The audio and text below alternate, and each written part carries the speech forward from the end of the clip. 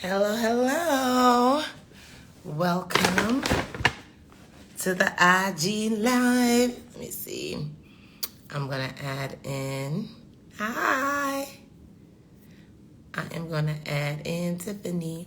Boom, boom. Let me see. Tiff. Boom. Hi. Hey, girl. Hey. We out here.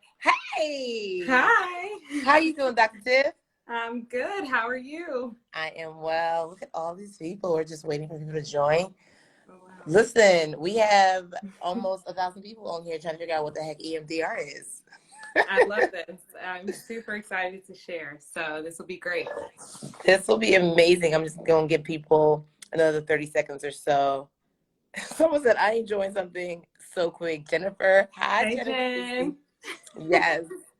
All right. We are going Hey, to. Micah. You look good, cute. Guys, I am on set right now. So if you're like, why do I look like I do have clothes on? But I'm currently filming, and so I am taking a break from filming to do this live. So cards on me. Tiffany got the black girl brown lip on. Okay, I'm not mad at it. Shout out to the lip bar. Oh, I was about to say that looked like a lip bar brown. Okay, so here, let me introduce you. Introduce you a little bit, and then you're gonna introduce yourself. Yep. But I have known Tiffany since, what do we say now? 2007? Okay, 2007, when she was a grad student at HU. You know? Okay, Where and my I Howard was, people at? Okay. and I was at GW doing my master's. Oh, someone said the sound. Is the sound? Can you hear me? I can hear you. All right. Let us know if you can't hear us. Okay, great. I'm just gonna keep going. And I was a grad student at GW, and so we went to the same church together, and it was cool. And then like Tiffany went off to go be great and do amazing things in education, in the education space. Then we reconnected in the pandemic. Yeah. When I was going to Mexico, and I was like, "Hey, girl," someone said I can hear you. Okay, great. We reconnected in the pandemic, and I was like, "I'm going to Mexico. You won't come?" And she was like, "Yes." And that was 2020. Was that 2020? Mm-hmm. It was 2020. And we have been going tight ever since. And I think around 2021, somebody suggested that, they had a client who needed a specialized therapist. And I think I was like, wait, you do therapy? It's been so long. I was just like, I thought you did this. She's like, what do you think my degrees are in? And I was like, oh, fam, actually, I don't think I knew what your degrees were. I don't ask my friends what they have degrees in. They're just cool people. And so then I started referring people to you, and I had never heard of EMDR as well. I started referring people to you. One person actually sent me a bouquet of flowers thanking me for recommending you because her life has been changed. And I was like, what are you doing in these sessions? Because I started doing, my therapy journey started in 2019. Breakups will do a lot of things to you and just different life changes. And I was like, I need to understand what just happened. And I was doing talk therapy for a while, but a lot of the people I was sending to you, they were doing like a more, not invasive, but just intense form of therapy. And I'll never forget, you tried to do it to me. We were in your car, and I was going through something, and she was like, "All right, well, let's go deep." And baby, she went a little too deep, and I said, I don't want this. Thank you so much. I'd rather live with my trauma. Bye. Like it was just. It was too much too soon. And so, I want to get into obviously what EMDR is, and also just to say, you got to be ready. You got to be ready for it. And what led me to see Tiffany was I went through another form of breakups. There's relationship breakups, there's friendship breakups, there's a whole bunch of things that can rattle you. And I found myself looping. So this was probably end of 2021. Yeah. Mm-hmm. And I was up from 3 a.m. to 5 a.m. And I said, nah, the devil is a lie. Here's what's not going to happen. I love sleep. These hoes not going to mess up my good sleep. And I said, Tiff, I don't care that me and you are friends. If people are getting release and freedom, I need that same release and freedom. So you were so sweet because it was like end of December. And she goes, all right, well, we can maybe start like January 5th. I said, nah, because I'm healing. Okay. I'm not bringing this any further into 2022. So I said, are you available on the 2nd? I'm gonna give you the first off because that's apparently international holiday. And so, Tiff, I'll let you take it away. You talk a little bit about what EMDR is, and because you also specialize in a lot of different things. Sometimes I don't know when Tiff turns from EMDR to brain spotting. Brain spotting in the house. I'm trained in brain spotting. I see some folks shouting it out in the comments, but I am certified in brain spotting as well. So as well as we've done womb work, we've done resetting emotions. So I'll let you explain a little bit about what all of these things are, and then we can maybe, if you guys have questions, feel free to write your questions in the comments, and then we can we can take it from there. Yeah, awesome. So thank you everyone for showing up for this. I believe deeply in EMDR and the work that I do with folks to see them healed, right? And I just wanted to kind of name this. Ultimately, whenever you're trained, either as a therapist or a psychologist, most of us were trained with talk therapy, right? And so that is what we really mastered in our program. And I think it's because of this Western idea of, intellectualization can free you from past things. But I think culturally, when you look, especially at folks of color or any group that's marginalized, we hold a lot of our trauma in our body. And so I'm going to do a lot of kind of like teaching about our body and our brain and why EMDR or brain spotting or parts work. What other people might say, internal family systems is another mode of therapy. Those three are really like what I consider like the big three of really moving through experiences. And so EMDR particularly, which is what, Yvonne mentioned in her special and what the journey that she has been on, for her, it's really important because what was happening is she was seeing events in today, but the experience was so much more intense than what the present actually called for. And so that's a hint to know if you need talk therapy or if you need some sort of somatic based or body based work, right? So if you are in the middle, if someone shuts the door and it's loud and you find your stomach dropping, right? Or you find yourself feeling overwhelmed and you have the thought of, I'm afraid, I'm in danger, I'm not going to survive. And then you look and it's just someone closed the door. Ultimately, you have to realize that your body has like channeled back to an earlier time that was not resolved. Yeah. And so EMDR is the way to do that. And I don't know if you want me to just keep going or you want to kind of like ask me a question, kind of break it down. Yeah. So well, one, what does EMDR stand for, right? Yes, that's a great question. And then two, there's a thing that you always say, I don't know if you know, there's a thing that you always say when we're in a session. Do you know what it is? It's okay to feel safe when you are safe. It's okay to feel safe when you are safe, because what she was just talking about is we are living as walking triggers. We're ticking time bombs. It's like a grenade ready to go off because, like she just said, if someone closes the door, that makes you feel like, oh my God, this is what my dad used to do to me. And like, I just feel like this man that I'm in a relationship with, he's going to do exactly what my dad did. And it's like, nobody, absolutely no. The wind came through and shut it. Like but because there's something that keeps you cycling in whatever that trauma is, when you see the new evidence of it, you're just kind of like, whoa. And, obviously we're going to get into fight, flight, or freeze, because here's the thing about growth. Let me tell you right now. And Tiffany, I love her. She's sweet. She got the glasses on. She'll let you know when you're doing really well or when there's still some things to edit. Okay, because I thought I had got enough of this, practice. I'm doing somatic. We're going deep.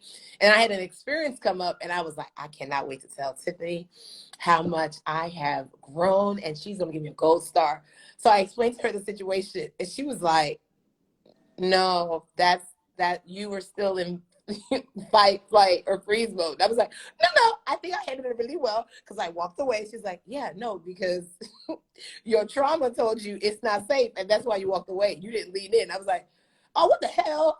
And so I Yeah. was so mad. So explain to us what you mean by when you say it's okay to feel safe when you are safe, and also what EMDR is and why how it differs from talk therapy. Yeah, great question. I'm going to tell you a funny story about that statement. It's okay to feel safe when you are safe. And so essentially, EMDR stands for eye movement, desensitization, and reprocessing. So historically, EMDR, you would use your finger and you would go back and forth with your eye movement. Nowadays with tech, you know, you have little balls. In the office, we use something called tappers. So like it buzzes right to left. And I'm gonna come back to that statement, but why does this matter? And I want to just kind of break down the brain for you all for this information. So the reason why we use left, right, or tappers, like left, right, or we can even use audio sound. So let's say someone didn't like the touch and they need to close their eyes. I can literally snap in every side of their ear. I can have a little kid, if I'm doing EMDR with a young kid, I can have them double dutch because guess what they're doing? Left, right. We can use drumming, right? Like African drumming. Our ancestors actually healed themselves through drumming. And essentially it's they kind of stole that. And that's how we have EMDR, right? It's just this bilateral information. So our brain is cut out into two. And so we often think about our brain as an intellectual side and the side that's more creative, right? Like, oh, I have like more of a right brain, left brain kind of thing. But we actually have a trauma brain.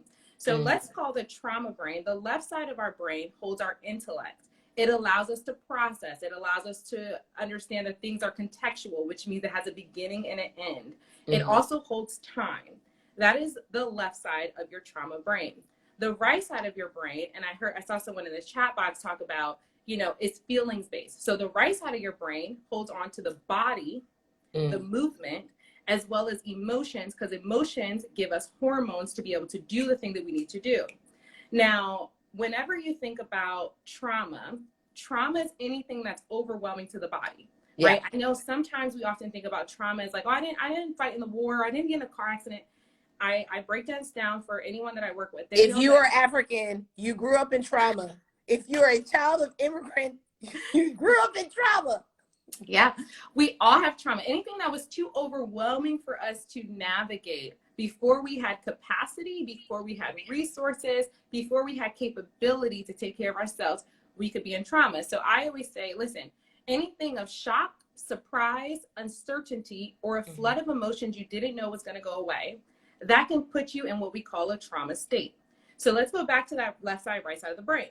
If you're in shock, surprise, uncertainty, or flood of emotions, your left side of your brain, which holds intellect, actually turns off.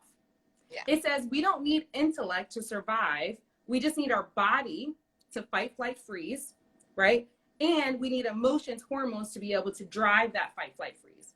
So the problem with talk therapy is when you're processing trauma, you have to remember the only thing that was online was your body and your emotions. Your intellectual mind was actually not at the event. And so because it's not at the event, it actually doesn't know what happened. So that's why oftentimes we can say, well, I understand why this is going on. I don't know why I'm still dealing with this stuff. I mean, I thought I worked through it. You thought in another moment, but not the moment that was there. Yeah. So what we do is I want you to think about, and this is how I kind of explain it. You got these two sides of the brain. One side of the brain is on. It's holding on all to the trauma, the body and the emotions. Then you have this other side of the brain that just went to sleep. It goes to sleep because all hands need to be on deck for this side, all hands on deck for survival. It's the same way that our body, when we eat and we get tired, is because all hands are on deck to break down our food. So our body is an efficient machine, and so it's going to do that particular thing. So if you think about that side was turned off. Think about a car. Have you ever had to jump start your car, right? You need two jumper cables because when you put both of those powers together, it jump starts the entire thing. So when you activate both sides of your brain by doing left, right, double dutching, left, right of your legs, snapping, auditory, drumming, right? Or you have the tappers in your hand that are buzzing left, right. It's almost bringing that intellectual part of your brain back online. So then that way it can inform the body and the emotions that the event is over. Because go ahead. Because what I was going to say is one thing that I really do appreciate about this style of therapy, we're very intelligent people. And so when we are in talk therapy, baby, I'm like, I know exactly why that's happening. And then I'm telling the therapist why is so-and-so, like I said in my special, like, we got a PowerPoint presentation. It's like, it probably calls about these girls in 8th grade. Her name was, and we go back and we're like, that's exactly what happened. Mm-hmm. When I'm in sessions with Tiffany, she's like, I'm not really interested in this. I actually need you to shut this down. And I want to know where you feel it in your body. And I think one thing that has been very difficult for me in this practice is really saying what the feeling is. So Tiffany, I don't know if you have your feelings chart. Oh my God, you have your feelings chart. Okay, this thing has been a godsend because it is, I don't know if you guys can see it. Tiffany, take a picture of it and I'll put it up on my IG. But the feelings chart is so important because a lot of times Tiffany would be like, okay, so how did that make you feel? And I'm just like, I don't know. And I'll start trying to explain the feeling and I'll be like, well, I mean, it was kind of crazy because she was like, okay, that's not a feeling. How did that make you feel? And I'm like, oh, what the hell? Do I not know what feelings are? And so we'll bring out the chart. And then it's so funny because your body knows exactly. So even Tiffany may suggest, okay, were you upset? And I was like, no, that's not it. And it's like, I know that it's not it. But I'm like, if I'm being honest, I think I was just disappointed. And she's like, thank you. That is a feeling. You were disappointed. Okay. And it's just like, we don't give ourselves a lot of time and opportunity to sit in our feelings, to understand how is this making me feel? We just react. So it's like angry. Like that's the feeling that we all go through. Or I'm angry. No. Your body is responding from a place of anger, but what you really are is you're sad, you feel let down, you feel rejected, you feel, and so it's like when you really pinpoint what the feeling is, that's when we can actually open up for healing. One thing that I do love, and I would love you to talk more about, is EMDR goes to the point of, or attempts to go to the point of first trauma, right? Mm-hmm. And so with the tapping, I'll be in sessions with Tiffany and she's like, okay, great. I remember my first session. I was like, this is it. This is the moment. It happened here. And she said, and she's so calm. Do you remember what you said? I do. Go ahead and tell them. So you go ahead and tell them because I'll let you tell the story. Okay. So she was just like, okay, let's see if we can go back any further. And I'm like, we ain't no further to go. Okay, this is it. And so we go with the tapping, and some people are asking if you can do EMDR virtually. The answer is yes. Yeah. It's a protected site, so you can do it virtually, and it's safe. Yeah. And so I do the tappers, and I'm going back. And the thing about it is, once you just give yourself a minute to think, the body remembers. Like, you don't have to be like, let me write a dissertation about what happened when I was 8. The body's like, actually, this thing happened. And then Tiffany will be like, okay, great. Let's go back further and see if we can go back even further. And once the thing I thought was the reason why, this is why talk therapy, while it's great, EMDR kind of goes a little bit deeper. The thing I thought all of these years was the reason why I was doing X, Y, and Z, rediscovered it actually started like 3 years earlier. Mm-hmm. And something I wasn't even thinking about. And so, and then we go back in with the tappers. And when your body can't replay an earlier moment, then that's how you found the first point. But then the other thing that we did, can you explain the womb work stuff, Tiff? Yeah, so I am also trained in early trauma protocol. So I just want to name that, right? So we're bringing up like parts work, we're bringing up brain spotting, bringing up EMDR, and then within EMDR, you can be trained in early trauma protocol. So just in case you have an EMDR therapist that doesn't do this, it doesn't mean that they're not an EMDR therapist. This is the one Nigerian part of me, right? Like I got all the degrees in this, right? And so that's the part where I have like extra, but you can find someone that does this too. So all of my clients, instead of this approach, so sometimes when you go to EMDR, they might say, what do you want to work on? Mm-hmm. So the thing I love about EMDR is there's a beginning and an end to your treatment. Right. Yes. And so you say, what do I want to work on? Well, I noticed that, with my new partner, I am responding as if I'm afraid that he's going to leave me and I find myself sabotaging. Okay, right? That's the intellectual side. It most likely comes from something, before that. And our body keeps the score. So the reason why we start with our body is because our body is our friend. So there's a couple of things that I always say. Our body is our friend, our parts are our friend, and our nervous system has our back, right? And you also say, hold on to that thought, you also say we should thank our old selves for what they did, because basically they were protecting us. The thing that you're currently about to heal from, it was doing the best job it could to keep you sane and safe. Now we need them to have other jobs, or we need to retire them. Yeah, they need to have other jobs, like maybe be a kid again, because oftentimes they're little kids, right? Or they are exhausted, right? Because they've been doing it so much. And remember, I want to go back to the brain. Because our parts come out when we're in trauma, there's no concept of time. Mm-hmm. So that part is actually regressing you to an earlier state when you're feeling this trauma. So the door closes, your stomach drops. I don't feel safe. Every time a door closes, you're like having fun with your friends. All of a sudden, someone comes in, slams the door, and now you got to leave. You don't know why you want to leave. You feel like you have to leave. And ultimately, the other thing before, we kind of go back to that other piece about the early trauma protocol, the womb work, is that when you go to EMDR, I know it can be really scary. And I like to check in with all parts when people come work with me for the first time, like what's most nervous. And the one thing I tell them is this. The thing that I tell them is the thing that we're processing, guess what? You've already survived. Yeah. You actually already got here, right? The parts, the nervous system, everything got you here to this day.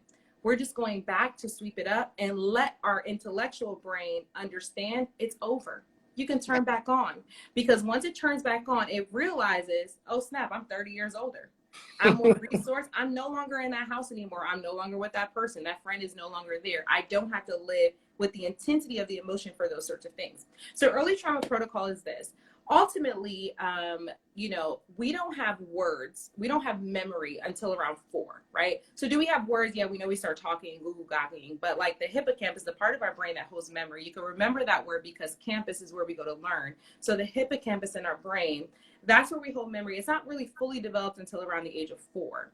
So what that means is we don't really have lived experiences of our own memory before the age of 4. We might see a picture like, oh yeah, I remember, tossing the cake in my face. No, you don't. You just saw a picture of it, right? Someone told you that you did that.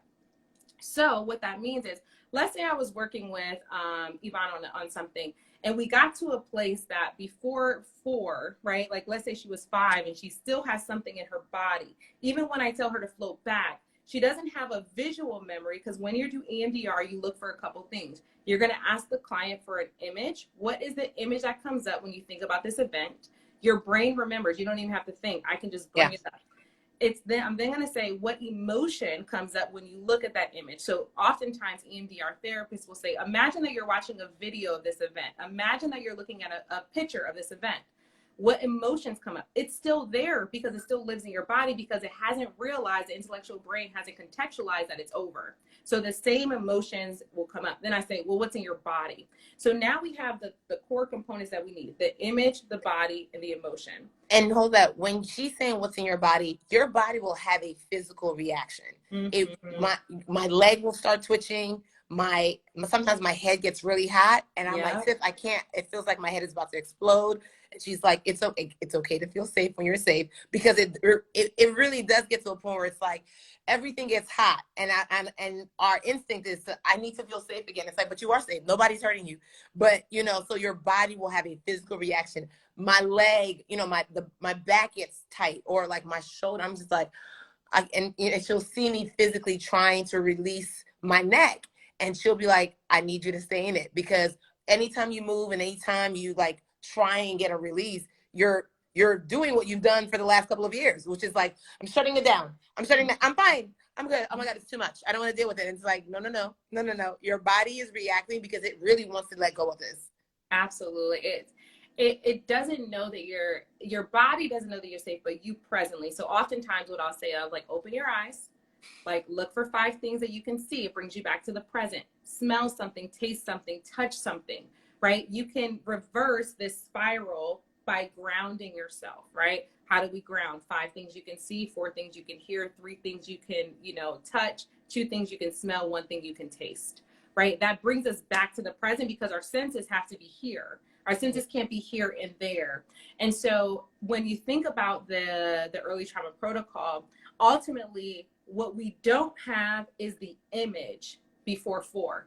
But I can guarantee you, I'll say, hey, I want you to imagine your life when you were an egg in the uterus, right? And I'm And telling you right now, it's gonna sound crazy. It's gonna sound like some white Gwyneth Paltrow stuff. It's gonna sound like it, but absolutely. I even like, even for me, when I first, was trained, I was like, this is some other stuff, right? I was like, this is some get out the little teacup, right? I was like, this ain't it.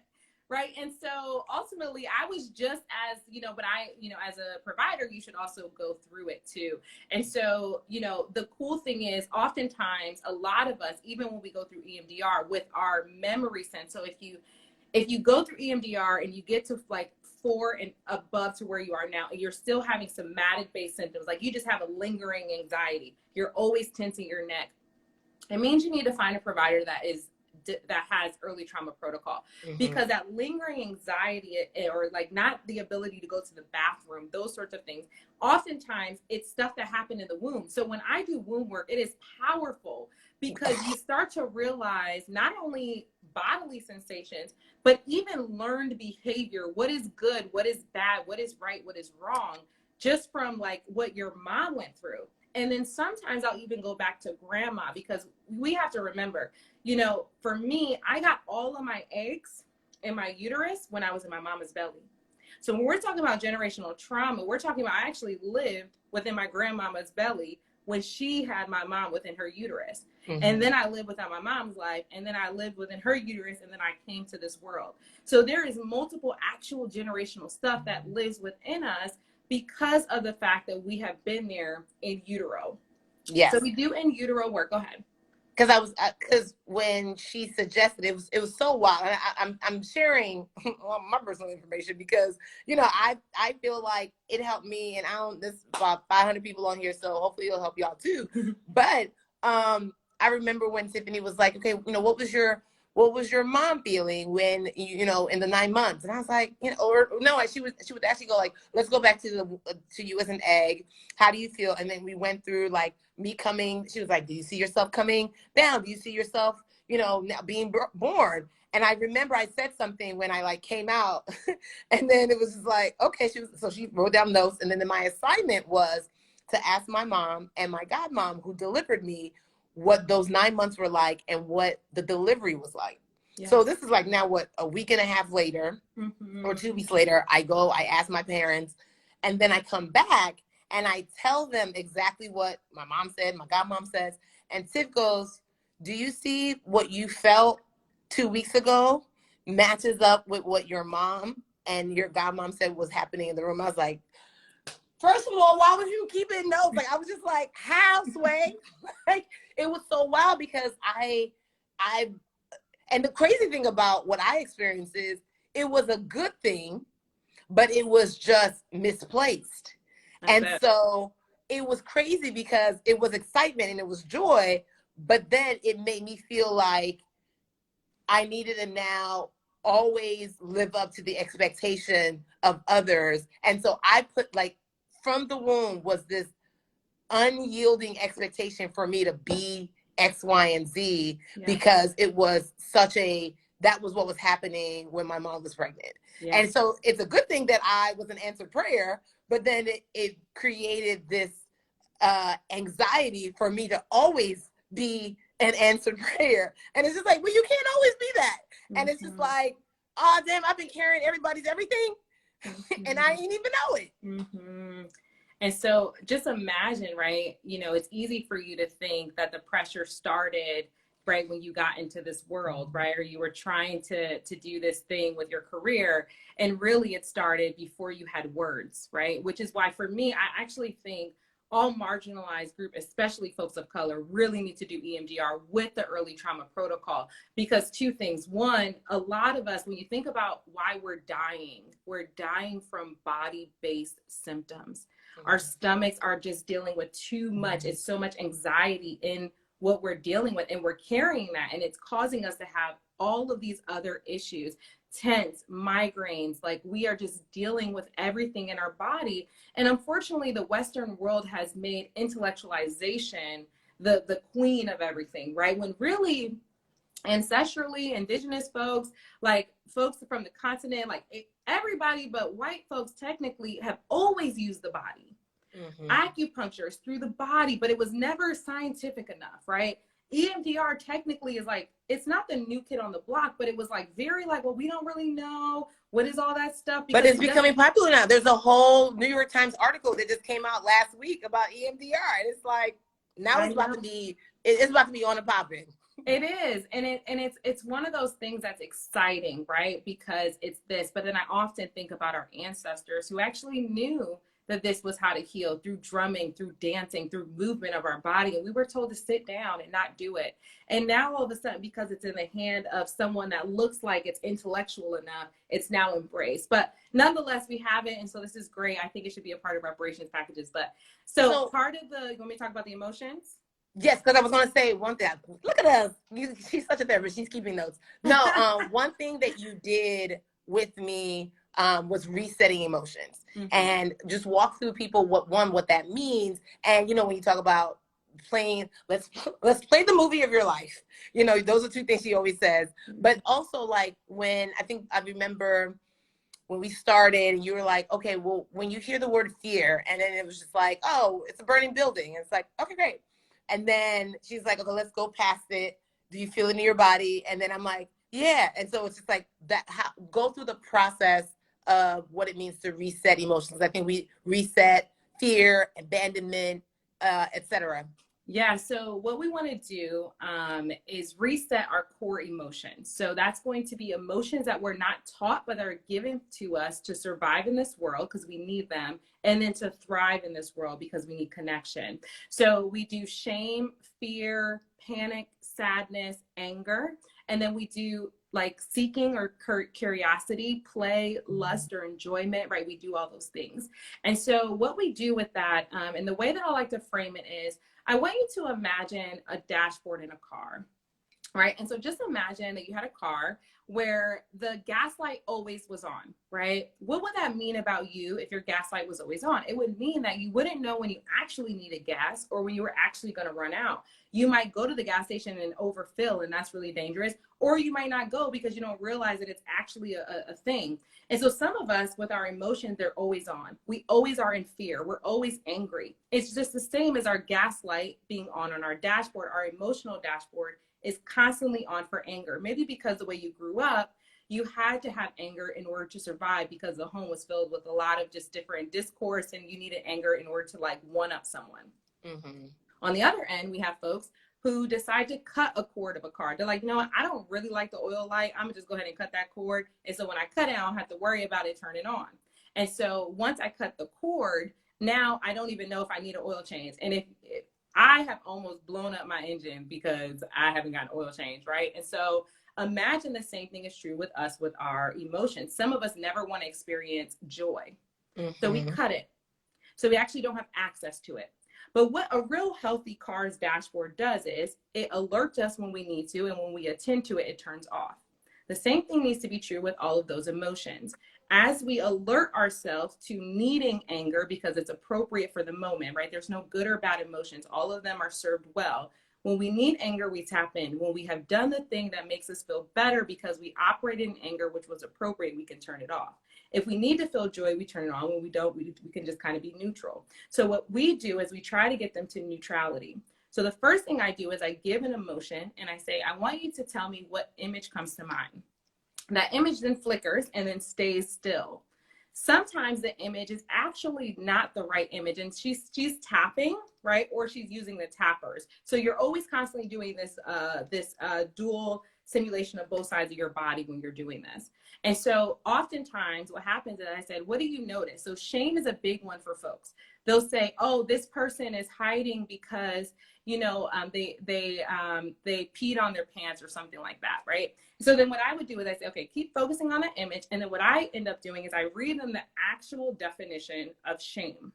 And I read every single definition because sometimes we have an idea of what this emotion is. And so then we categorize and we see that out the lens of our eyes. And so now we see that emotion is actually not even real. It's not even true. So now we misassign emotions in our own lives. I feel embarrassed. Oh, say that. We misassign emotions in our own lives. Yeah. Y'all, we misassign emotions in our own lives. Can we stop there for a second and like delve deeper and then connect back to what you just said? Yeah, absolutely. We ultimately, because we're not, someone said this in the chat, like we're not taught to feel our emotions in society, right? We're told that like we shouldn't feel, or if we do feel, we feel that it's a bad thing or a good thing or something that we should do. And so if I don't really know what shame and embarrassment is, I'm actually going to feel it at times that I don't really need to feel it. What I really feel is like, man, maybe I'm disappointed. Right? Like, because shame and embarrassment is actually a good thing. Can I read the definition of shame and embarrassment so they can understand like what I mean in context of like the right emotion? Girl, this your live. Go ahead. I mean, it's our lives. So I just want to make sure. Okay. So like, for example, how many of you have heard this? Shame is a protective, life-preserving emotion. Healthy shame protects us from doing harm. The feeling tells us that we made a mistake. If we let ourselves feel the guilt, shame, or remorse, it registers in our system and we won't do it again. Instead, we'll correct the mistake if we can. And if we don't allow ourselves to feel it fully, guess what? We'll keep feeling bad because we have to feel emotions for them to go away. And so we have to feel emotions for them to go away. I'm going to stop you every time you drop a gem because so many people just like, no, I'm good. You know, I'm all right. It's cool. I'm gonna figure it out. No, feel it. You're upset. You need to yell, not at somebody, but just like yell outside. Or you might need to like cry just because it don't mean you're weak. It just means you're frustrated. You're overwhelmed. You're tired. We have to. So people think that by not feeling the emotion, that's when it goes away. But the reality is that's when the buildup is coming. So you have to feel the emotion so that you can work through them. And that's the thing that like has been a hard one for me because, you know, like, you know, as child of immigrants, it's like, we strong. It's like, no, I'm so tired. And so it's like, it's giving us permission because maybe we grew up in a household where when we felt emotions, they were shut down. Or, we've all heard the parent, I'll give you something to cry about. No, I'm crying about the thing you gave me to cry about in the first place. Like, I don't need nothing else. So I love that. We have to feel emotion for them to go away. Continue. Yeah, I love, someone just said, I wasn't going to read the whole thing, but someone just said something in the chat, and I want to affirm you, you know exactly what you're talking about. You said something about addictions to numb it. And so it says, if we feel too much shame, though, thinking I'm bad instead of my behavior is bad, we'll either try to be too good or do things that prove that we are bad, or use addictions to keep the bad feelings away. And so oftentimes with emotions, I tell people that I surf, right? And so ultimately, imagine surfing, right? If you haven't seen surfers, like essentially they like go on this board, they go out into the ocean. So they're facing the ocean and they're not facing the shore, which I consider to be the safe place. So because we're facing the emotion, every time a wave comes, it hits us in our face. And we like to be strong people. So we're like, we rather just handle the hitting of the face. I'm like, that joint hurts, right? Like the board is coming at you, but you're like, I got it, right? And so the same way when we don't feel our emotions and let them ride out, essentially we're allowing it to hit us. We brace, right? And then we like get ready for impact again because we know it's coming. Now just imagine you just turn it around. Now turning around is actually, it feels scarier because we like to be in control as humans, right? We like to see the thing coming, and at least because we know it's coming, we can brace and we can handle it, but we don't move. We actually stay in the same spot. If we turn around, because now we're facing the other way, we ride that wave of emotion. Yeah. So once you ride it, it actually goes away because once you get to shore, the waves are like this big. And so for certain events, there might be a really large wave. And so you can talk about this too, Yvonne. Like there have been times where I'm like, okay, I want you to feel that anger. Imagine you have a cue card that says I'm angry, and just own the anger. And literally within the next 45 seconds as we come back, I'm like, how do you feel? She's like, oh, I don't feel angry anymore. Because what we feel, it goes away. And so the other piece about EMDR that we work through, and we're going to get to fight, flight, freeze, and appease. But the thing about EMDR that you have to understand about our brain actually doesn't know reality versus imagination. So because it does not know reality versus imagination, I can walk you through healing yourself by imagining you getting the things that you needed when you needed it. So if you were 5 and there was someone that came into your house and hit you, and no one took, no one protected you, right?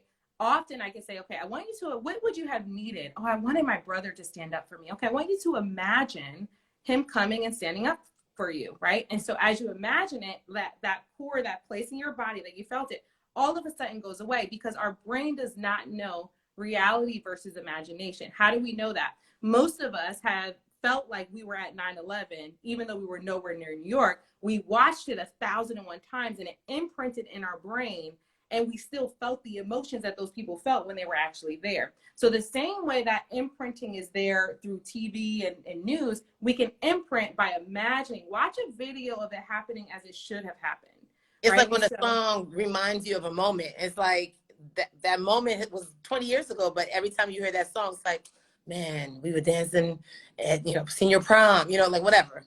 Yeah, and you make a good point. I think this is a good way to understand. So there are 3 levels of your nervous system. If you talk to like a therapist or psychologist, we know it as polyvagal theory. And we have really fancy words that if I made the theory, it would be super simple, right? They use words like ventral and dorsal and sympathetic. Listen, you're either safe, you're scared, or you're shut down. Yep. You're safe, you're scared, or you're shut down. So those are Say that one more time for the people in the back. You're either safe, you're scared, or you're shut down, right? And so I think it's important for you to know another S. Whenever you're scared or you're shut down, your body goes into another S, which is survival. We know what happens during survival mode with your intellectual side. It goes off because it's not needed. But when you are scared, your body has one of 3 options to kind of take care of you. It's going to fight, flight, or freeze. Over time and over history, especially with marginalized groups, we have a 4th option because of just our nature, and that's appease. So oftentimes you think about folks that lived on colonized lands or were slaves, we had to appease in order to survive, right? We were never safe, right? So we had this pseudo safety, and that's what happened. So that's what Yvonne was talking about before. She's like, no, I was good. I'm like, no, there's a part of you that's telling you that you're good. We call that a manager part that's going to take over and say, you know what, don't even worry about feeling this. We got things to do. We're going to go ahead and get this done. That's been my whole life. Because we can't sit in these feelings. What these feelings going to do for us? We got to move forward. It's like, and that helped me get successful, which is what I say in the special. Yes. God told me what got you to success will not sustain you, because to get to success, I was like, let me shut all this down, because I'm too poor to think about how I'm gonna make it and how I'm gonna heal my past. I don't have time. I need to make it so I can at least be happy in one area of my life.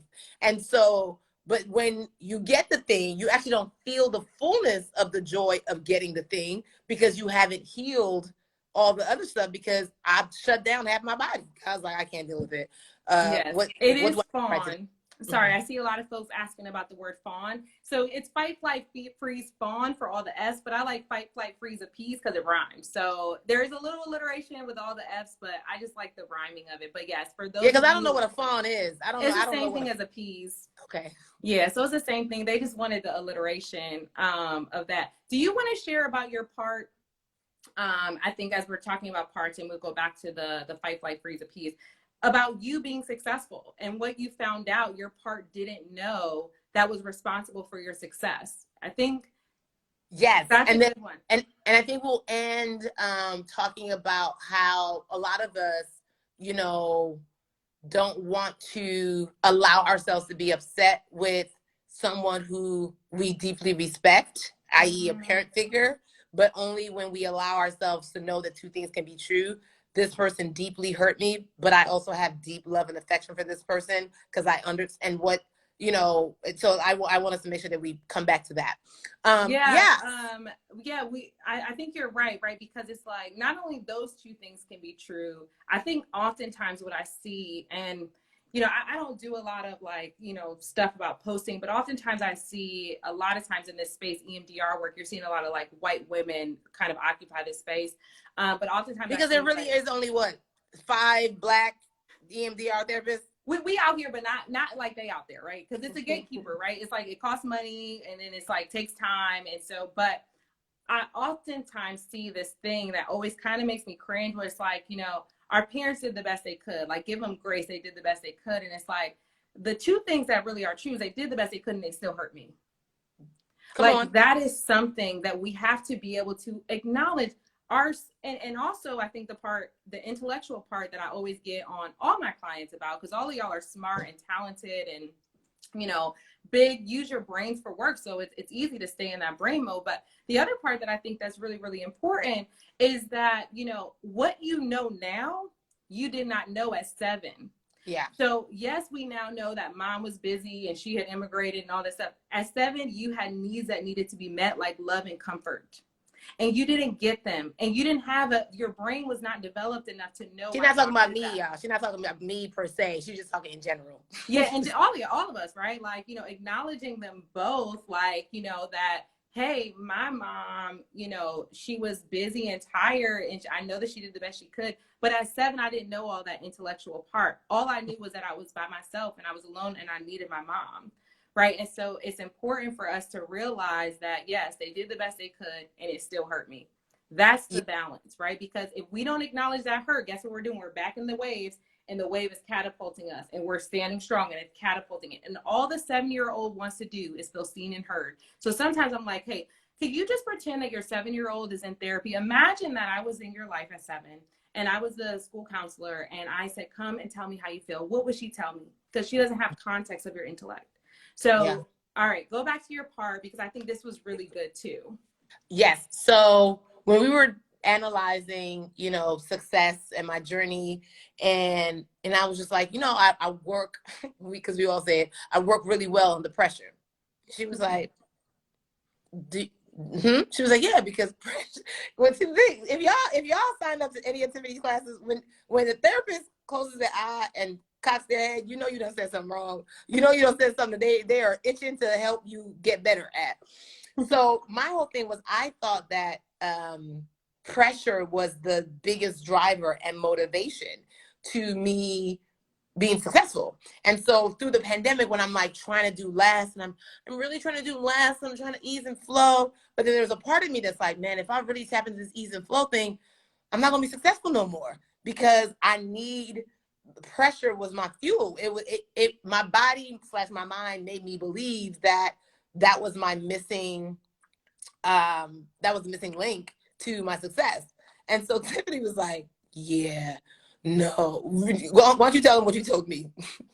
Well, yeah, I said, you know, I wonder, it sounds like you're giving all the credit to this part of you that is your pressure part, right? And I wonder what the real role of pressure should be. And so reassigning that role to say, hey, there will be times where you have like limited things, but I wonder where talent lives, right? Because talent is overwhelmed by this almost like, you know, overly impactful pressure part. Talent's hiding in the back. It's like, I think it's me, but really this pressure part is real aggressive. So let me just stay back. It can take all the credit. And so when that happened, she was not aware that like, oh, wait, it's not pressure that got me here. It's talent that got me here. And I actually don't need the pressure to continue on. The pressure can have a reassigned role. And we found many roles in that time that we were working with those parts. And it was so funny because you said talent was actually what got you success. Pressure was just the bully that took all the credit for it. That's what I said. I love how you remember. I remember small stuff. I'm like, what? And because, you know, I was bullied. So when you said bully, I'm like, wait, what? And so it was just like, pressure was just loud. But that happens in every part of our lives. Like, I remember, I think Devon Franklin had a live, and he was like, the person in a relationship that gets their need met the most is not the person that's so good and so kind. It's just the person that's louder and more vocal about them. Mm-hmm. That's the person that gets their need met. So like, for me, pressure was like, we understood what to do with pressure. Yeah. It was the thing that got me through New York when I had $6. Like, come on, all we got is us. We can't go back. You know, it was the thing that got me on a plane to LA. It's like, we know how to activate it. It's like, hey fam, if you don't make it in LA, you're gonna have to go back to public health. Is that what the life you want? Okay. And it was just like, pressure was like my fuel, because it was like, I knew what to do. But like, when God was saying, I can give you more with less, I was like, I don't trust it. I don't trust it. I don't trust it. You know, someone just put in the comments something about Nigerian parents, but I think all immigrant parents, right, who came here.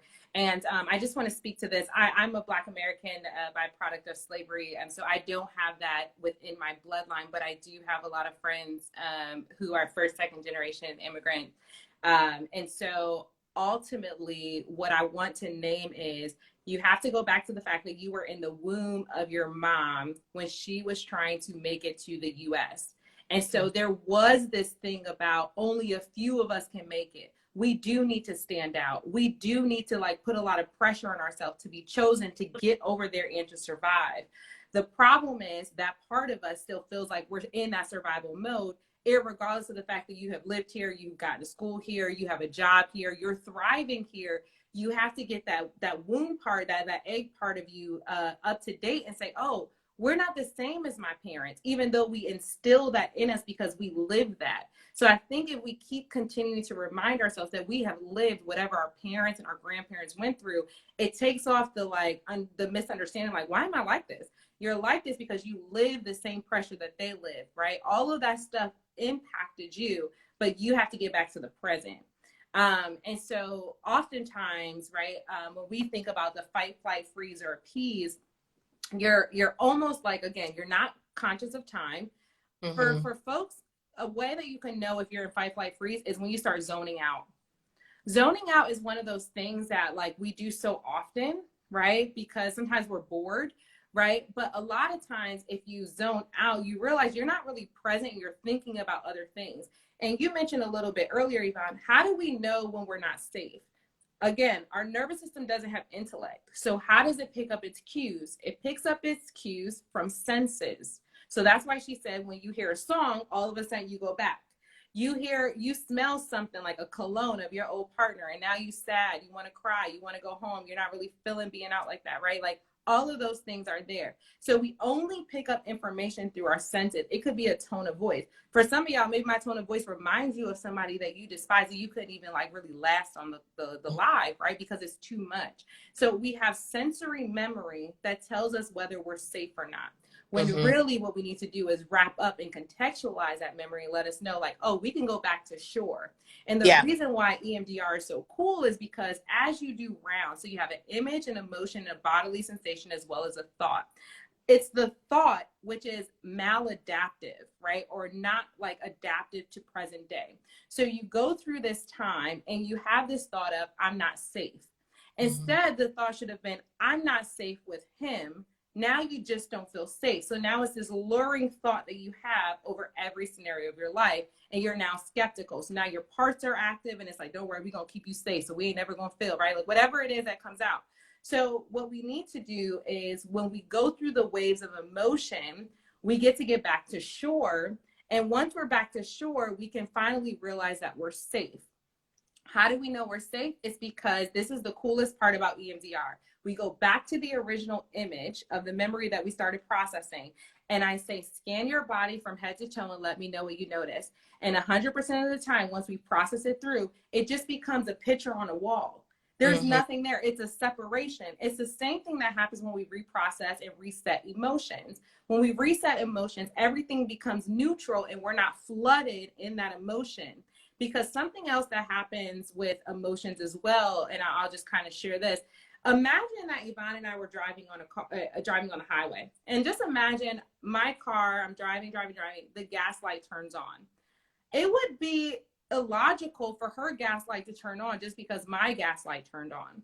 But oftentimes we do that with emotions because someone else is angry or experiencing anxiety. All of a sudden now we experience it too. And this is where I like to help folks create emotional boundaries, because it is okay for you to feel safe when you are safe. It's her car that needs gas. I don't need gas. It's her that's experiencing this anger. Is it towards you? Do you need to fight, flight, freeze, and protect yourself? No? Okay, then it's okay for me to feel safe when I am safe. I can allow other people to experience emotions without actually feeling like I'm in danger. Because the thing that people misunderstand is there's discomfort and there's danger. There are going to be things that are uncomfortable. We can still feel safe. Once our bodies interpret that we are in danger, we go offline. Our intellect goes offline. So we're not able to connect with others. We're not able to explore options. We're not creative. We're not confident. We're literally at the point of having to move into survival. And so we have to get our bodies trained to ask ourselves. And I always tell folks, like, as we're like in the middle of processing, when you notice something, I want you to take a step back and I want you to ask yourself, are you safe? Or are you in danger? Take a look around the room. If you're in danger, maybe this is uncomfortable, but we don't need to get our body involved. So some people might say like, oh, if I do this work, am I going to be like a stale chip? Like, am I just going to be like, so like not, no, I can have emotion in safety. When I have emotion with my body only knows a programmatic structure. It's going to go into fight, flight, freeze. And that's when we get ourselves into trouble. And because so, some of the people are saying, well, you know, what happened to empathy? It's like, you can have empathy for someone, but that doesn't mean you take on their trauma response. Is that kind of accurate? Absolutely. Because if you're in trauma, and imagine your therapist, every time you are experiencing trauma, they experiencing trauma. Now you got to figure out who's going to help who. Yeah. I need to stay grounded and safe so that way I can look at you and be the support you need. Two people crying is really difficult to pull one person back to safety, because when I stay safe, guess what I do? I get to pull her up to safety. Like, that's not needed. Like, so me and Tiffany in the pandemic, I got COVID and I was like severely dehydrated. And then I like legitimately was like, Tiff, I don't know, I feel weak. And then I just like fell on my knees. Tiff was like, okay, wonderful. Are you close to the fridge? Can you make it to, and it was just like, wait, what? She was so calm, because it wasn't like, oh no, what? And I was fine, but it was just like, oh girl, you just need some electrolytes. That's what's happening. And so even though she was on the phone and it was like, I'm still her friend, it was like, I need to be calm in this moment, because me freaking out is actually not gonna help Yvonne get the help that she needs. And it was her calmness that actually made me feel like, oh, I'm okay. Oh, I'm okay. Okay. And it doesn't mean that she wasn't empathetic. It meant that after I got, you know, some Gatorade in my system, she was like, girl, you good? Okay, great. Because what in the actual hell? Yeah, because I think there was like generations of words, right? So sympathy, we thought we had to feel what someone else felt. Then it was empathy. We got to be in their shoes, right? Then it became compassion. Compassion is a different word, right? Compassion means empathy with action, because I'm able to be here and still act upon what you need. Because the number one way that we can get back to safety is to co-regulate, right? If she couldn't self-regulate, so self-regulating was her realizing that she needed electrolytes. She was in distress, so now she needs someone to co-regulate with her to bring her back to safety. This is why relationships are important, and making sure you're in a relationship with someone, whether friendship or romantic or parental, right? Where you have someone that can bring you back, because co-regulation says, hey, our nervous systems are actually programming and they're talking to each other. If I'm not regulated, when she is dysregulated, I can become dysregulated. But because I was regulated, I was able to bring her up to regulation. So co-regulation is something that we need to get someone else to safely embody that they could be safe if they are safe, or that they're getting the help that they need, right? And so that's something that like we have to oftentimes remember. And I want to bring up, I know we are going to shut this out in maybe like 5 minutes, and we might get to some of your questions, but two things I want to bring up. You know, I remember when we had to reset the word power, you know, and it was just like, in my mind, you know, I was like, power or being in a leadership, I think it was like leadership, right? I was like, I really don't like the word leader or power, and she was like, well, why? And, you know, we went through some like EMDR tactics, and for me, I equated them with tyrants, and I was like, I never want to be a tyrant. I was like, and so she was like, whoa, whoa, whoa, whoa, whoa, whoa, whoa. How does being a leader make you a tyrant? And I was like, but all of the examples from like people who had grown to power that I just like, it didn't sit right with my body. Like, they were in positions of power and they ruled in a way that gave me fear. So now that I'm in a position of power, I'm like, I want all of us to just like work together. I just want us to be, you know, co-collaborators. And she was like, no, there needs to be a leader. I was like, wait, what? You know, and allowing me to see your definition of this word is outdated. It actually was never correct. And I'll let you speak to that. Yeah, I think Desiree, if someone asks you to repeat a question, if you can just repeat it. If someone said they thought you would circle back to it. But yeah, what was the last thing that you just said? I'm sorry. I was talking about how you told me my definition of leader was actually outdated. Yeah, yeah, absolutely. Yeah, it was outdated in what she thought being a good leader meant, right? And so when you have an outdated definition of anything, whether an emotion or this thing that you have to lean into, being a mom, being a wife, right? Ultimately, you're going to run up into resistance, right? Because you have an inner vow that this is what a leader is. And either you thought that, you know, I don't want it. I yeah, don't want she that thought it was a definition. negative thing. And so we had to say, hey, okay, where did you learn that? Oh, well, okay, well, where you learned that, were they really a good leader? Okay, well, let's talk about other leaders that you've seen. What have you seen about them? Because what you've seen about them, what do you see about yourself and them?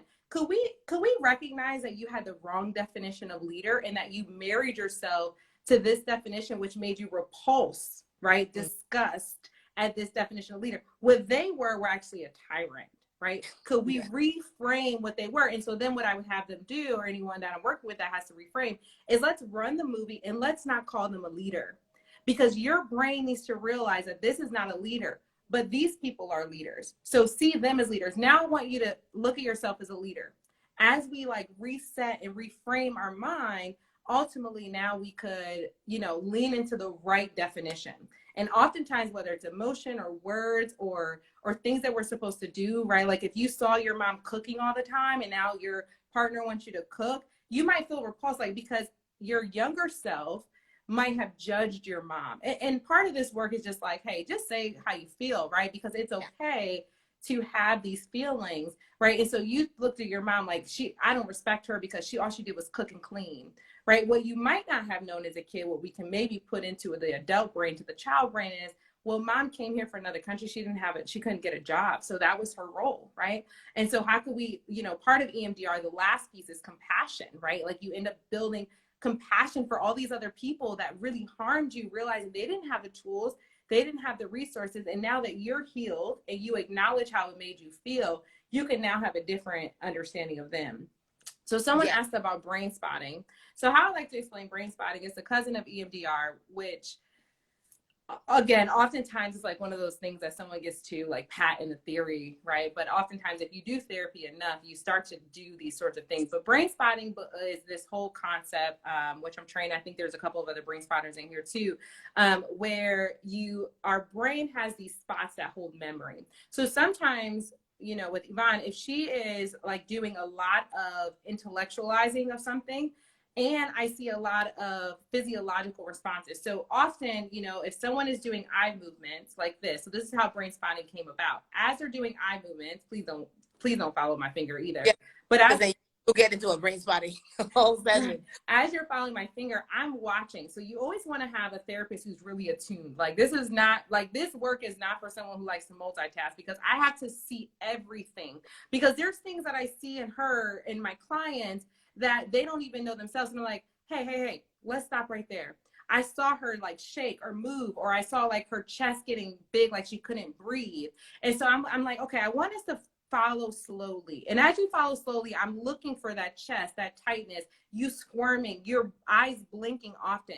It's telling me that there is a spot there that holds memory. So again, this is why I said people that got money get to come up with theories. We already know this. When we are thinking about when someone's like, hey, what's that girl's name? What do we do? Like, what is her name? We like try to find the moment in our eyes that bring us to that memory. We're like, what is her name? Like, that's it. And we come back to present. So what brain spotting does is we actually to hold that particular gaze. This is one of the ways that you can do brain spotting. We ask you to hold that particular gaze, because that gaze is the gateway into memory. Mm-hmm. And you'll feel it in your body, and you'll feel it in lots of flashes. And so let's say we're talking about leadership. As we think about the word, she's gazing somewhere, and as she's gazing, literally everything's coming back. It's flashing forward, almost like a movie. And so that's what happens in EMDR or brain spotting or IFS. When you leave sessions, your brain is still processing in the same way that when we jumpstart the car, your car keeps running. So what happens is it's not going to be overwhelming, but what happens is you're like, yo, I forgot about that event. So what's happening is your brain is doing consolidation, because what happens in healthy memory is this. We are alive every single day, right? So I saw probably 10 people walking down the street today when I was going on a walk. My brain, when I go to sleep, is thinking like, you know what, she doesn't need that, she needs this, she doesn't need that, she needs this. They're consolidating memory. But any memory that they feel like we need because it wasn't resolved, because we didn't acknowledge our emotions and we didn't have a good thought about it, it says, oh, I guess she still needs it. So now that we've jump started and we have signed the right thoughts, emotions, image, and bodily sensations to be back to calm and neutral, it actually almost speeds it up and moves into consolidation. So just imagine, like, you know how sometimes we watch like TV shows and it's like everything's like, so after processing, everything goes, and brain says, oh, we're done. And that's how quick it is. And that's why EMDR is so great, because it's not re-traumatizing. Right? You don't have to tell me all the details. I actually don't want to know all the details. No, she don't want to know the details. I don't want to know, because I'll cut you off, right? Like, I'll be like, that's it. That's too much. And even sometimes when I work with clients who, you know, might fear that they say something because of like who they are, they don't want me to know. I don't need to know. I just need to know body and emotion. Do you have that? Okay, cool. Let's go with that. All right, where are you at now? Okay, let's go with that. How's that bodily sensation? Because it's really not about the intellect. I know that the trauma has left because your body will be calm and neutral. Yes. And so that is kind of like what we do. I did see someone say, because someone said, how do you know if EMDR is working? Because you just said it, your body will be trauma neutral. Yes. So every time Tiff is like, what do you feel in your body? And you're like, we be looking. I'm like, ugh. When you feel it in your body, you don't have to look. It's there. But I'd be like, huh. And then I'm like, oh, I don't feel anything. And I think you always say, are you neutral or are you calm? Are you calm? Before we wrap up, of course, I'm going to let people know where they can find more of your sessions and explain to you and you can explain to them the group things you're setting up. One thing, you know, just going back to when we talked about two things can be true, especially for people here who are products of immigrant parents or anything like that, or even parents that like love them deeply, but there is such a push and pull in their relationship. I'll never forget, like, you were trying to get me to like just admit that I was like upset. Like, you were just trying to get me to just admit that, and I kept making excuses. I'm like, no, well they did do and I understand why they were like, and you were like, baby girl, I get it. I understand. Can you? And it was like my body had been just fighting to not agree, like for years, not just on the session. And I was like, I can't say it, because I felt like if I vocalized a hurt, that I was betraying everything else this person had done for me. Mm-hmm. And so I was like, no, I can't bring myself to it. And finally, I don't know what you were doing. I screamed a scream I have never screamed before. And it was just like years of just pain really came up. And it was like, I'm telling you, I screamed from my toenail, baby. That big toe was just, and the pain that I had been feeling in my neck for years, I promise you, I got released the next day. Yeah. And it was just like, because I finally allowed myself to let go of this belief or this notion that if I acknowledged pain and hurt, that I was somehow betraying this individual. Yeah. And it was like, no, I can appreciate everything that they did. And I can also acknowledge some things weren't great. Just like when I become a parent, some things are not gonna be great. With all the information and by the grace of God, all the money I'm gonna have, I'm gonna jack somebody up.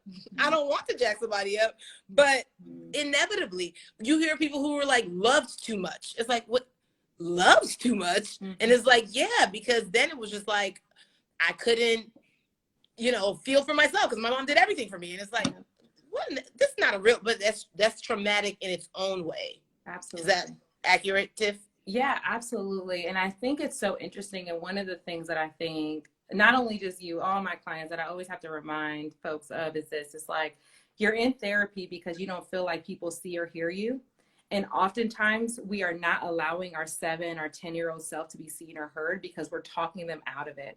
And so it's like the very thing that, like, you know, she was just kind of narrating, like, you know, I'm like, no, it's not this. I'm like, hey, your 7-year-old self literally is hiding in the closet now because they don't feel safe with you, because you won't even listen to how it made them feel.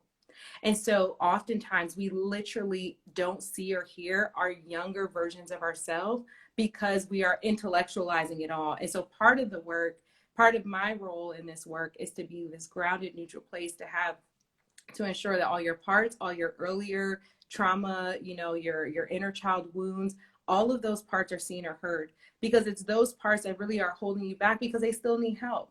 And once they get the help that they need, just like when we feel the emotions that we need to feel, they actually go away.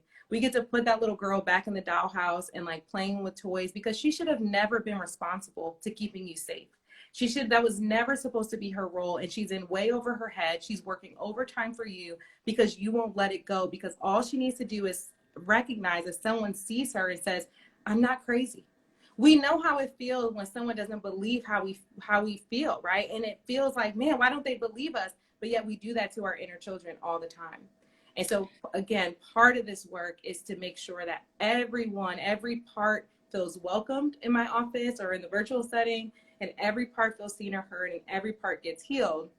Because like you mentioned before, the work of EMDR is to go to the root. So that's why when you talked about the float back, if you just got here, you got to go back. We talked about floating back, right? Getting back to the original. It's easy for us to break branches, right? But guess what? The root's still there. It's just going to grow another branch that looks a little bit different. When we uproot the branch, it actually changed the outlook of your life, because most of us have maladaptive thoughts. We need to have the thought from like, you know, it was my fault, to it wasn't my responsibility. I did the best that I could.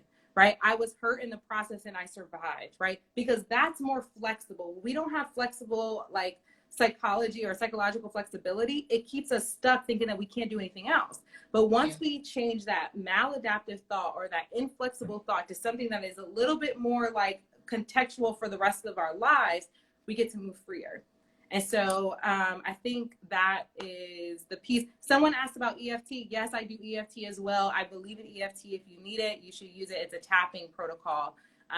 It's kind of like a calming place. And someone asked about co-regulating without friends or family. You can co-regulate with music. You can co-regulate just with people, being in a safe place like at the gym.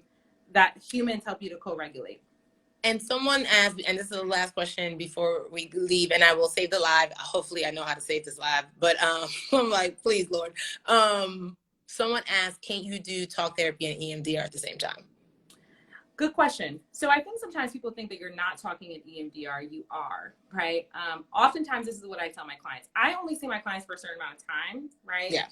Mainly because EMDR, you do feel free. And someone mentioned in the piece that it could be expensive. There are tons of EMDR folks that take insurance as well. You can go to emdria.org to find folks. But what I want to say is when my clients leave me, right, all of their past trauma is healed. So now they're dealing with present.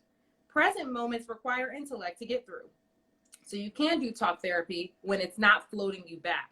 So once you're done clearing out all of those roots and branches that no longer serve you, you get rid of those parts, you do the early trauma protocol, boom. Now what happened today is actually from today.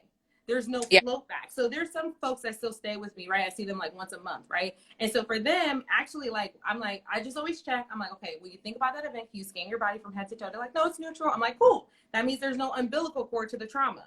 The umbilical cord to the trauma is to the body. So I can always just check if it's something from something else. Let's just scan the body. They're neutral now. And so I'm like, okay, well, what would we like to do with this situation? Because talk therapy can walk you through solutions. It can change your thoughts, your behavior. That's fine. But if you have a lot of stuff that you realize the intensity of the present moment is not matching, like your intensity of emotion is not matching the present moment, it's trauma-based. If the intensity matches the moment, like if someone were to yell at me, I should be angry, right? This work doesn't mean that you don't have feelings. It means that the dashboard is on and off, and it's not always on, it's not always off, right? So I should be able to match the intensity of whatever's in front of me, but it should be presently in front of me. If I touch a stove, it's hot, it burns, right?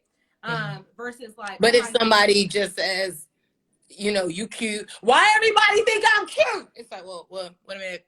That was a compliment. That really was a compliment. Right? And so, you know, oftentimes it's like, does it match the present situation? If yes, and it's not related to trauma, you can do talk therapy. If no, then you need some sort of, I highly recommend the three that I know, which is EMDR, brain spotting, parts work, or IFS, you know, often that will be something for sure. And someone said, if it's hysterical, it's historical. I love that quote. Mm-hmm. And the website you gave one more time, Tiff, because people are asking, what's the website? EMDRIA, EMDRIA.org. Okay, great. And then you could, when I had my talk therapist, I found a lot of them through Psychology Today. I just put in, you know, your zip code. I used the tab, and I was like, must be African American, you know, whatever. And then I cross-referenced them with Therapy for Black. Yeah, Therapy for Black Girls. Black Therapist Rock has a directory. Clinicians of Color has a directory. There's lots of directories out there. I think Meg the Stallion might have just made one. And I believe there's someone else that also has one. It's EMDRIA, EMD as in dog, RIA. Yeah, I see some folks correcting it. Thank you so much. Yes. And Tiff, I need them. So here's the thing. What I will say about cost, because I also think it is very trashy that the American healthcare system requires you to have like some kind of diagnosis for you to get mental health as to be covered by insurance. I was like, this is why people walking around blowing up stuff, because we should be able to access this freely. Just like you go to the dermatologist, just like you go to the dentist. Like, I'm walking around with my mind every day, fam. But I will say it is an investment, just like when you want to buy designer clothes, when you want to buy vegan, you know, almond milk, you know, that costs more money than 2%, you know, when you want to buy. So it's like everything is an investment, as is therapy, as is the work that Tiffany does. And, you know, it's interesting that some people are like, man, that's so much. I'm telling you right now, let your favorite artist come out with tickets. If you got the Amex, you're like, I got the tickets, I'm going to have to go buy an outfit. And it's like, by the time you spent money on all of that, that was at least 6 sessions. Exactly. No, you're absolutely right. Like, you know, I even remember, you know, there's so many things that people spend money on and that they believe to be true. And this is something that it's contained, right? Like, you'll do it. If you're ready for it, you work with a really good clinician, they're going to get you through it, right? I mean, I imagine like around, there's no time frame, but if you give yourself 12 weeks, just see how much you can get through. You don't have to do my approach. And Tiffany talks that talk. Tiffany's like, I need 12 sessions with you. You had 1 session with me, and I was like, baby girl, you done just undid 3 years of my life. Like, because that's the thing with talk therapy, you have to, like, you know, go down spirals. I have to be really skilled at asking the right questions. The umbilical cord to the trauma is in our body. Once you tell me your body, everything floods, right? And so it is true. Like, you know, for those of you asking about EMDR and talk, I would say maybe pause that. If you're ready for EMDR, do EMDR for a couple of months. Because you have to be ready for it. You got to let them know you have to be ready for it. Absolutely. But finish your thought. Oh yeah, someone said, how long are your sessions? So I do intense work. So most clinicians in general, especially those that take insurance, you're going to meet with them for 45 minutes to an hour. My sessions are between 2 and 3 and 4 hours each, depending on the client, mainly because... And don't schedule nothing in your day afterwards. Please do not try and hang out with your girlfriends after. You have no idea what's going to come up in your sessions. Yeah. It's you definitely want to have time to break, because remember, the nervous system is a ladder. Let me show you all this picture. So the nervous system is a ladder. And so when we do the work that we do together, imagine yourself going up and down a ladder. If you physically went up and down a ladder, you'd be exhausted. Your body's going up and down the ladder as you go from safety to scared to shut down, back to safe, back to scared, back to shut down. So ultimately, you just need a little bit of time. I always recommend, you know, like getting out in nature, co-regulating with someone that you love and trust to bring you back to safety. How would you know? Or taking a nap. Or taking a nap, giving those parts of rest. You know that you're ready. Well, one, it is the therapist's job to resource you and to make sure you have a safe and calm place and a container, and they'll help you with resourcing. That's the first 2 stages of EMDR. For me, with a 2 to 3 hour session, I get through it in 1 session. For other folks, they will get through it in about like maybe 2 45-minute to an hour sessions. It just depends, right? The other way that you know that you're ready is if the the therapist has to make sure that you can do what we call dual attention. Can I bring you to the past and also keep you in the present at the same time? Right. So like if I bring, you know, Yvonne to the past and she stays there, I'm like, oh no, I got to get her back.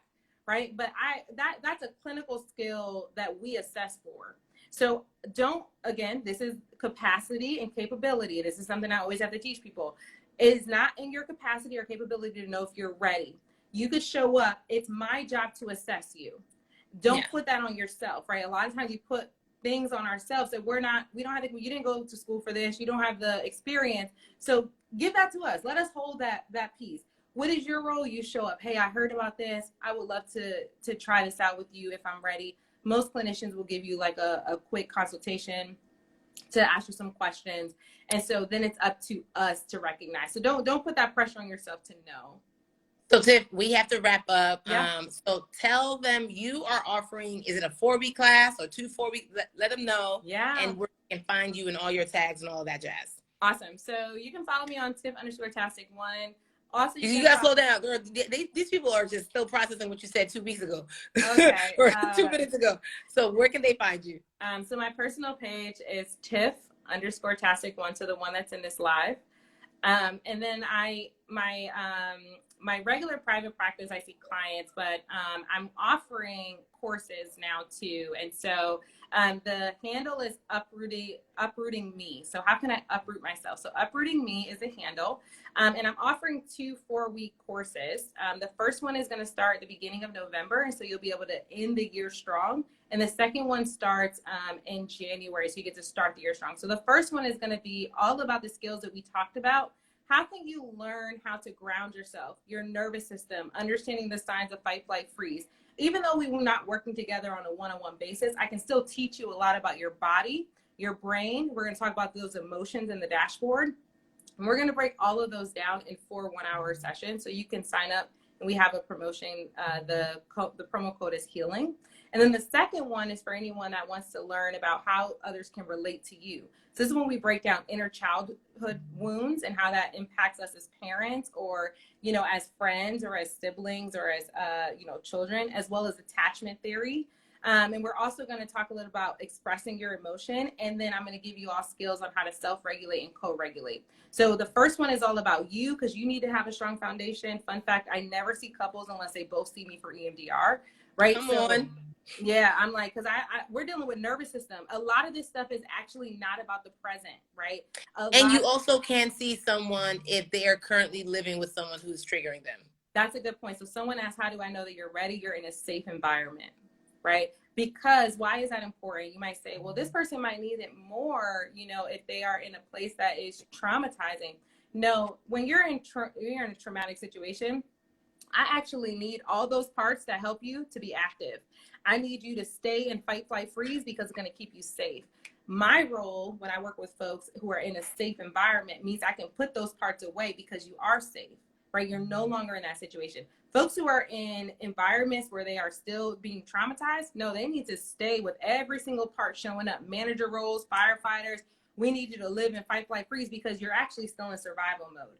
So yeah, that's another way as well. So sign up for the course. It's going to be good. It's 4 weeks, 1 hour, lots of time. Is there a website? Uprootingme.com. Uprootingme.com. Yes. Uprootingme.com. You guys invest in yourselves. It is a blessing. Tiff, how can they reach you at uprootingme.com if they want to ask if they can see you on one-on-one as well? They can message. They could message your handle, or they could email me at admin@liveuprootednow.com. But it's on admin the website. @live. But yeah, don't flood her. Don't flood it if you're not ready. If you're not ready on all levels. Exactly. But I will say, I think you're also not fully I think as most therapists, they have a cap. Because it's like, in order to do this work, she wants to be aware. She wants to make sure that she can, you know, give you her best. Yeah. So if she hits you up and it's like, I'm actually not seeing clients until March of 2024, is, you know, she has people she can recommend you to, because that might be the case. Yeah, I do. She says she has really good people that she can recommend you to. The other thing, I'm gonna brag on my friend a little bit. Not only is she this amazing psychotherapist, she also created a whole entire app. Okay, she's a CEO of a company that created an app to help brown and black kids get into college and to get through the admissions or the college application process. And where can they find out more about that? Yeah, so you'll see the brand is Uprooting, right? So it's Uprooted Academy, and so our entire purpose is to make sure that as students follow the quest of their dreams for admissions, that they don't fight, flight, and freeze, so that they can actually feel safe enough to do it, and they can be courageous without anxiety and panic. So it still has that like mental health component. So if you have any like high school seniors or juniors, you can have them follow our page as we offer these free resources for students to really navigate this process well, be competitive, because Black and brown kids are never competitive in the college application process because it's a whole world of like that we don't even know that other students are getting help. But for me, the main thing is like I want them to get through the college application process without a mental breakdown. I think that's it. Yeah. So I'm gonna just get people to go to at up what's the tag that they should go to first? So go to Tiff_tastic. In my bio, you'll see Uprooting Me, you'll see the uprootingme.com, and you'll also see that I'm the CEO of Uprooted Academy's website. Boom, bam, boom. Look at that. So thank y'all so much. And also, if you haven't already, please watch A Whole Me. Yes. Streaming now on HBO and HBO Max. I'm so proud of it. I'm so proud of the work that Tiff and I did, as well as some of my other therapists who are not, mentioned or featured here, who got me to a place of wholeness throughout the pandemic. Because I'm gonna shout her out. We amazing therapist. Why am I blanking? Thank you. I was like, why am I blanking? But I was thinking about the name of her. Her group.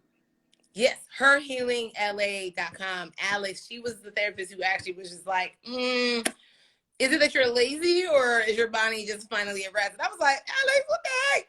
So Alex at herhealingla, I think .org or com, but Her Healing LA, you'll find it. She's great. I went to her as well. So as a therapist, I went to her, and because therapists need therapists. Exactly. And then I think I told you about it as well. So yeah, she's amazing. So she does also other work too. So you can follow her too. Yes. All right. Guys, enjoy the rest of your night. I will figure out how to save this live and put all of Tiffany's information on it. By the grace of God, I'm going to do that correctly. If not, give me grace. You have to be there. All right. Somebody said if you save the video once it ends the live. Ashley, I think you mentioned something in the chat about how to do it. Okay, well, how do I do it, Ashley, before I leave? Just press the X. Just press the X. All right, I'm gonna try it. You got this. I believe in you. I believe in me too. Here goes everything. Awesome. Thanks, bye, everyone. Guys. Bye. I show you now.